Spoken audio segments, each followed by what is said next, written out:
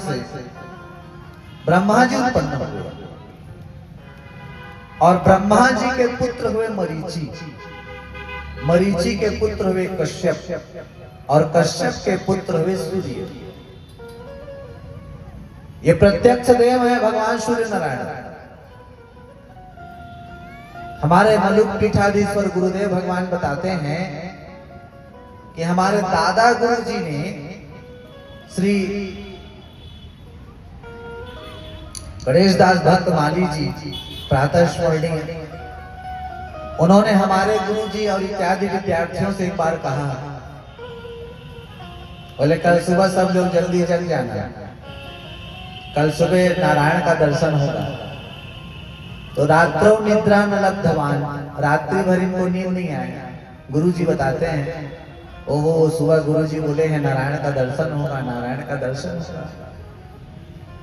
जैसे ही सूर्य भगवान प्रत्यक्ष दर्शन दिए तो दादा गुरु जी ने हमारे गुरु जी इत्यादि विद्यार्थियों से कहा, देखो नारायण जो है प्रकट हो गए, प्रणाम करो। तो सबका मुंह मुड़ा गया। अब आप लोग बताओ, वास्तविक में नारायण है कि नहीं? सरलता से किसी वस्तु की प्राप्ति हो जाती है तो उस वस्तु का महत्व हमें समझ नहीं आता, और वही वस्तु बड़ी कठिनाई के साथ परिश्रम के द्वारा जब मिलता है तब हमको लगता है हाँ हमने पाया।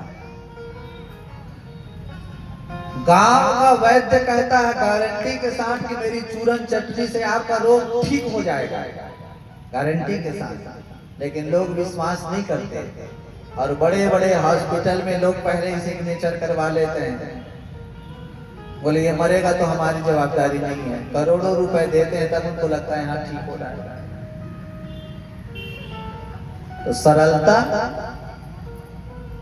या थोड़े से परिश्रम से कुछ वस्तु मिल जाए तो उसके महत्व को हम नहीं समझते, और बड़ी कठिनाई के साथ परिश्रम के साथ कोई वस्तु मिले तो उसे हम मानते हैं हाँ हाँ हमको मिला।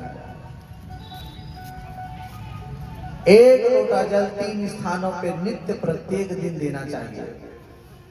पहला भगवान सूर्य, जैसे ये बिजली है साहू जी, प्रत्येक महीना बिल आता है नहीं, साए साए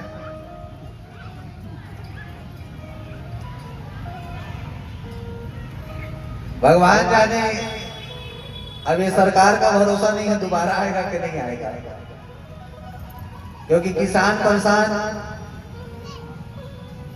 पूरे कर्मचारी परेशान, और जितने प्रॉपर्टी के बेचारे इधर उधर लेन देन करने वाले वो परेशान, और बड़े बड़े मालिक भी परेशान। ये साए साए बिजली के कारण जो 200-300 रुपए आता था अब 5000 से कम नहीं आता। या तो आप वादा मत कीजिए जनता से, और आपने यदि वादा किया है तो उसको निभाना चाहिए। गलती सरकार की नहीं है, गलती आप लोगों की, क्योंकि जिसे वास्तविक में उस पद के योग्य जो है वहीं बैठाना चाहिए। चुनाव का समय आया तो आप अपने घर में झाड़ू मारने के लिए कहो तो वो झाड़ू मार देगा। कोनो कोनो मन थरहा लगाए घलाव चल रहे थे, अब कोनो कोनो मन बर्तन घलाव मांजे लगते बड़े बड़े नेता, और नेता बनने के बाद जावा तो तुमका चीन है नहीं। गांव में एक व्यक्ति सरपंच के लिए खड़ा हुआ, कहे बाबा ए दारी ना खड़े होगा मोला देख ले रही, ठंडा के दिन यानी कंबल और 500 रुपया। तो बाबा कहा थे सुन रे समारू, ये 500 रुपया कंबल लेते अपने लग धरे रहो, एक काम कर बेटा, मैं डोकरा हो गए हूँ, सियान हो गए हो रे, अब काम बूता नहीं कर सका, एक काम कर मोर पर एक गधा ले आते रे, वही में चढ़ के आते जाते कुछ कुछ सामान है तो वही में रख दे करते, गधा ले आते। हाउ हाउ अब वो बाजार गया, तो बाजार जब गया तो गधा पूछा हाँ भाई कितने का है? बोले 25,000 का, 15,000, 20,000, इतना कीमत। वो वापस लौट करके आए, और जैसे लौट करके आए तो कहे दादाजी ये 20,000 25,000 से कम में तो गधा ही नहीं मिल रहा है। और दादाजी बड़े चतुरा थे, उन्होंने कहा वाह रे समारू, कहे 25,000 30,000 में तुम्हें गधा नहीं मिल रहा है तो 500 एक कंबल एक पौवा दारू में मैं तुम्हें अपना वोट कैसे दे दूं? मैं गधे से भी गया बीता हूं क्या? बताओ। और निश्चित रूप से आज के मतदाता गधे से भी कह बीते हैं, जो विचार मत के दान करते समय ये नहीं करते कि कौन सही है और कौन गलत है। मत मतलब होता है बुद्धि, बुद्धि का दान होता है, चुनाव वही है। इसलिए श्रेष्ठ सुयोग्य को ही उस पद पे बैठाना चाहिए। आज पंच का भी चुनाव होता है, पार्षद का चुनाव होता है, महापौर का चुनाव होता है, तो लोग करोड़ों रुपए खर्च करते हैं। करोड़ों रुपए खर्च करने के बाद उस पद को पाए तो भरेंगे कहां से? यही सब के बिल को बढ़ा बढ़ा के भरते हैं। जासु निपटे प्रजा दुखारी, ते नृप अवस नरक अधिकारी। जो पार्षद हैं, महापौर हैं, सांसद हैं, विधायक हैं, कलेक्टर हैं, कोई मंत्री हैं, वे ध्यान से सुन ले। आपके क्षेत्र में एक भी यदि प्रजा दुखी है तो आप निश्चित रूप से नरक के अधिकारी हैं। और राजा का परम कर्तव्य होना चाहिए कि मेरे क्षेत्र में एक भी प्रजा दुखी ना रहे। वार्ड का पार्षद है वो भी वार्ड का राजा है, महापौर वो भी राजा है, विधायक सांसद ये सब अपने क्षेत्र के राजा हैं। राजा का परम कर्तव्य होना चाहिए कि प्रजा सुखी रहे। प्रजा के सुख के लिए राजा को कार्य करना चाहिए। 3 लोटा एक लोटा जल 3 स्थानों में देना चाहिए। तो हम ये कह रहे थे जैसे ये बिजली है, प्रत्येक महीना बिल आवे और हम यदि बिजली बिल ना भरे तब विद्युत कर्मचारी आएंगे, कनेक्शन काट देंगे, जुर्माना ठोकेंगे।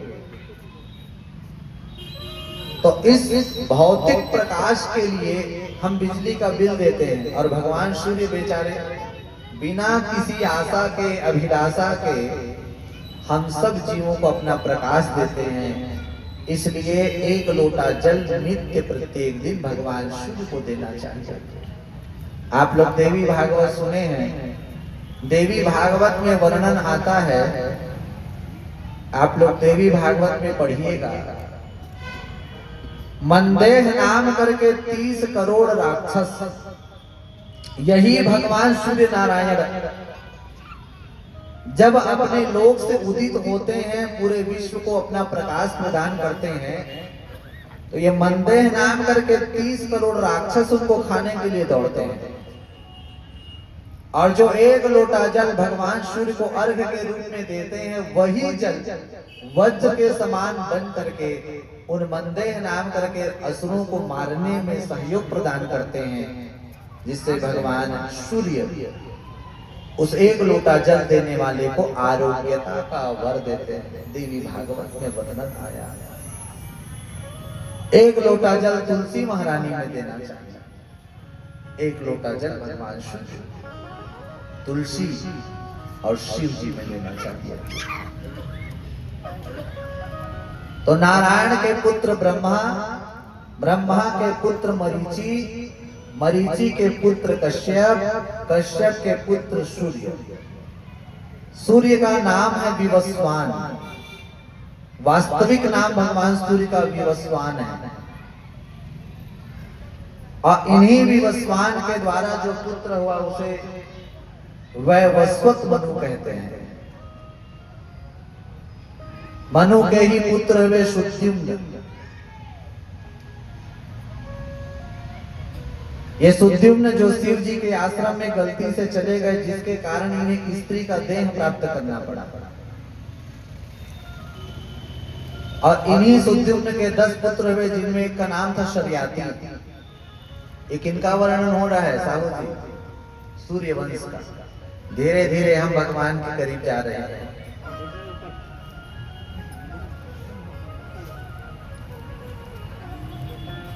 सुद्युम्न के पुत्र वे शर्याती।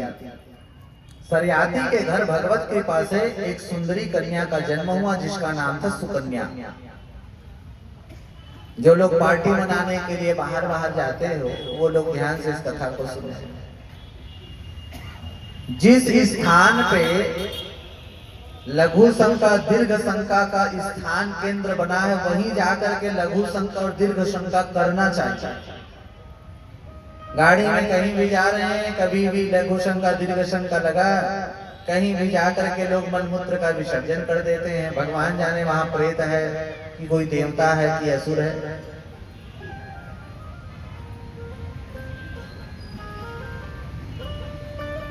राजा सरियाती अपनी उस पुत्री सुकन्या और सैनिकों को लेकर के च्यवन मुनि के आश्रम में गए।